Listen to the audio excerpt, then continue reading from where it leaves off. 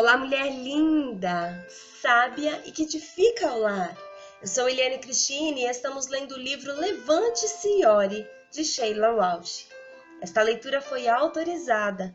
Para a aquisição do livro, entre em contato com a editora Thomas Nelson ou com a Livrarias Família Cristã. Áudio número 14. Deus, está zangado comigo? Pai, eu oro pela amiga que me ouve. Que o teu perdão traga restauração e cura para a vida dela. Eu oro em nome de Jesus. Amém. Você pode fugir, mas não pode se esconder. Deus interveio por 2 vezes para colocar o seu mensageiro relutante de volta aos trilhos. O primeiro acontecimento foi uma tempestade ameaçadora que fustigou o navio quando Jonas cruzava o mar Mediterrâneo. A tempestade era tão forte que os marinheiros acreditavam que todos se perderiam. Por serem um povo supersticioso, eles supuseram que haviam ofendido um de seus deuses, de modo que começaram a lançar as coisas para fora do navio, esperando apaziguar o Deus ofendido. Apesar dos esforços dos marinheiros, a tempestade se intensificou. Desesperado, o capitão vasculhou o navio para ver se eles haviam deixado passar alguma coisa. E ali encontraram Jonas, adormecido em sua cabina. O capitão despertou Jonas e lhe perguntou se ele fazia ideia do motivo pelo qual eles estavam naquela situação ameaçadora. Jonas assumiu a culpa e disse que havia fugido do Deus de Israel e a única esperança de sobrevivência era lançá-lo ao mar. Agora o capitão tinha um dilema. Se Jonas realmente era a causa daquela tempestade, o que aconteceria se eles lançassem o amigo de Deus nas águas? Mas Jonas lhes assegurou que era a única coisa a se fazer. Então eles jogaram ele do barco. Imagino a essa altura Jonas afundando cada vez mais nas águas. Mas Deus não havia terminado com Jonas. Enquanto ele lutava contra as ondas, a tempestade imediatamente se acalmou. E então Deus enviou um grande peixe que engoliu Jonas inteiro. Do pouco que sabemos sobre sua vida, Jonas parece ter sido um tipo de pessoa muito negativa, do tipo que acha que o copo está meio vazio. Ele fazia cara feia praticamente para tudo que Deus queria que ele fizesse. Imagino que quando chegou à barriga da baleia, ele tenha feito a mesma coisa, suspirando como quem já sabia de tudo. Finalmente, ele era em si mesmo a prova de que a vida não é justa e, portanto, morreria e aceitaria o seu fim como algo inevitável. Talvez, àquela altura, ele até estivesse feliz por isso. Mas nunca suponha que na situação em que Deus está trabalhando, não há mais esperança. Agora, na barriga do grande peixe, Jonas clamou a Deus. À beira da morte, clamei por socorro, e ouviste o meu grito. Jogaste-me lá no fundo, bem no coração do oceano. As ondas imensas e fortes romperam sobre mim. Eu disse, fui lançado fora, banido da tua vista, e nunca mais porei os olhos no teu santo templo. Quando minha vida estava por um fio, eu me lembrei do Eterno. Jonas, capítulo 2, do versos 2 ao 4 e 7, versão Bíblia Mensagem. Quando Deus decidiu que era a hora, fez o táxi aquático de Jonas, cuspindo em terra seca, e lhe deu outra chance de ser o portador da mensagem do amor de Deus. Mais uma vez, disse a Jonas para ir a Nínive, o que dessa vez ele o fez. Nínive era uma cidade grande, com mais de 120 mil pessoas naquela época, conforme Jonas capítulo 4, versos 11.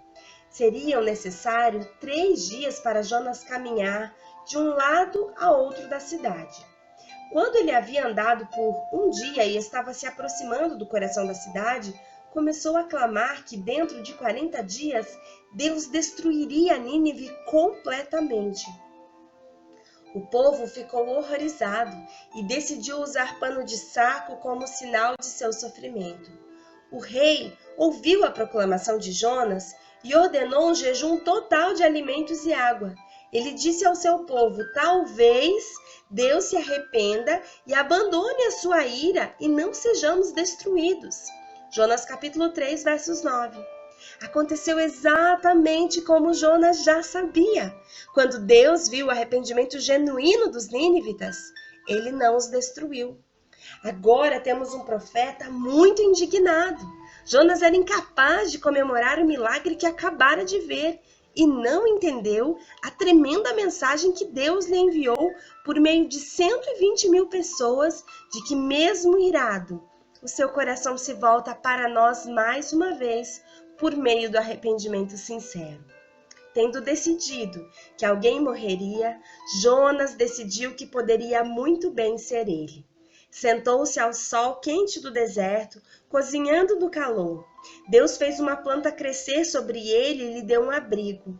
Jonas gostou da planta.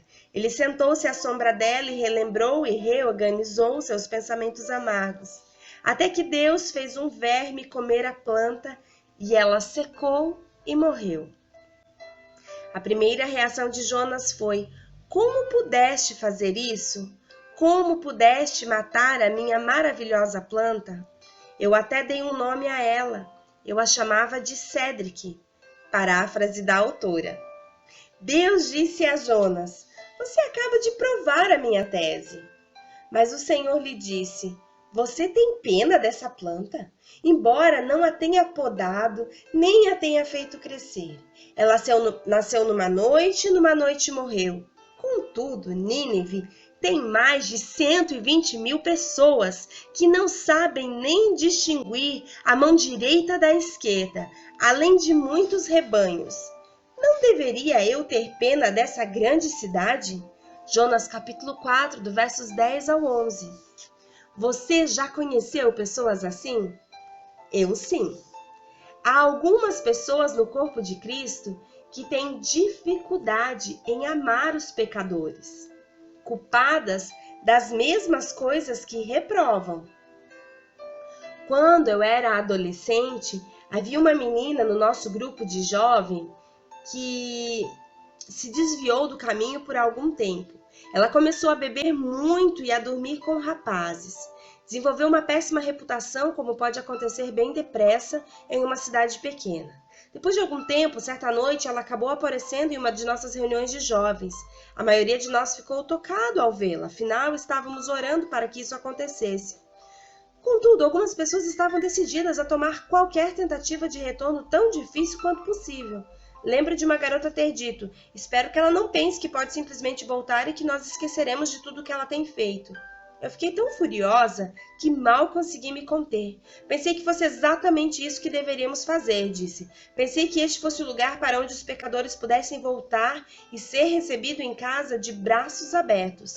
Talvez aqueles que nunca concederam graça a si mesmos sejam incapazes de tratar os outros com graça. O desafio do perdão. A palavra de Deus está repleta de histórias daqueles que erraram e foram perdoados por Deus.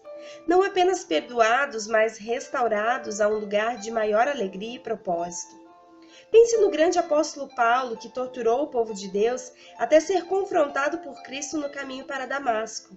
Atos capítulo 9, versos 1 ao 9.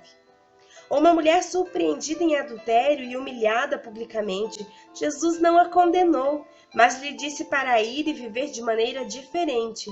João capítulo 8, do versos 3 ao 11. Quando penso nas pessoas da Bíblia que receberam o perdão de Deus, penso especialmente no apóstolo Pedro. Esse pescador rude e forte que era dedicado a Cristo, levou um tombo quando ouviu as palavras: não conheço este homem, saírem de seus próprios lábios. Estou certa de que ele se condenou durante as horas seguintes enquanto Jesus era crucificado e colocado em um túmulo. Não consigo imaginar como a traição dele lhe deve ter pesado, principalmente pelo fato de Jesus ter lhe dito que isso aconteceria e ele houvesse negado com tanta veemência.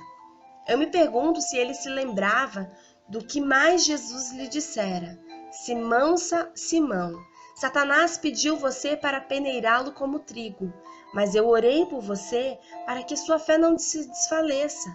E quando você se converter, fortaleça os seus irmãos. Lucas capítulo 22, do versos 31 ao 32. Que presente! Se você voltar, não se você voltar, mas quando você voltar. Naquela gloriosa manhã de Páscoa, as mulheres encontraram um anjo guardando o túmulo vazio que lhes disse: vão e digam aos discípulos dele e a Pedro: ele está indo diante de vocês para a Galiléia. Lá vocês o verão como ele lhes disse. Marcos capítulo 16, verso 7. Não deveria haver dúvida de que Pedro saberia que era bem-vindo. Se o anjo tivesse apenas pedido às mulheres para dizer aos discípulos, pergunto-me se Pedro teria ido com eles. Afinal, ele negou conhecer Jesus. Como poderia algum dia ser perdoado por isso? Mas Deus conhecia o coração de Pedro e de todos os 11 discípulos que restavam. Pedro foi o único citado individualmente no convite. Você deixou a peteca cair? Você se pergunta se Deus ainda ouve e se importa com você? Talvez você sinta vergonha e até mesmo de encarar o que você fez. Pode ter sido algo que causou prejuízo não apenas a você, mas também a outros. Talvez você tenha medo de enfrentar a verdade e de começar o processo da restauração, porque o caminho de volta para casa parece ser longo. Se esse é o seu caso, tenha fé de se lembrar de que com Deus, todas as coisas podem ser renovadas. O seu passado é exatamente o que foi, mas o seu futuro nele é ilimitado. Tudo o que Deus procura é um desejo de começar a se mover na direção certa, e Ele estará lá. E não apenas passivamente, mas esperando para abraçá-la. Apenas diga o nome de Jesus e a condenação do inimigo que amaria manter você na barriga da baleia pelo resto de sua vida terá de sair. Você é amada. Você é amada. Você é muito amada. William Blake escreveu: a glória do cristianismo é conquistar pelo perdão. Isso significa que você precisa estar disposta a perdoar a si mesma também.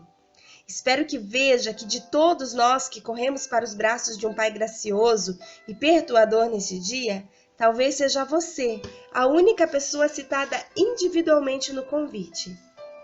Bem-vinda ao lar. Das profundezas, clamo a ti. Ouve, Senhor, minha voz. Estejam atentos os teus ouvidos às minhas súplicas. Se tu, soberano Senhor, registrasses os pecados, quem escaparia? Mas contigo está o perdão para que sejas temido. Salmos capítulo 130, do versos 1 ao 4. Glória a Deus!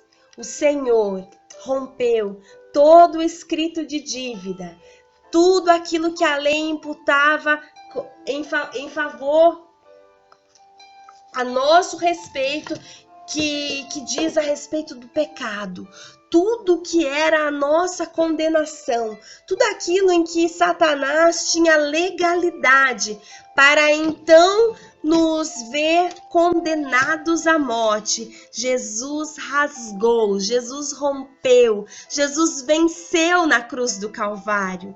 E se hoje você é essa mulher que por algum motivo no passado errou tanto, cometeu erros, se você é essa mulher, talvez hoje seja o dia no qual o Senhor te faz um convite.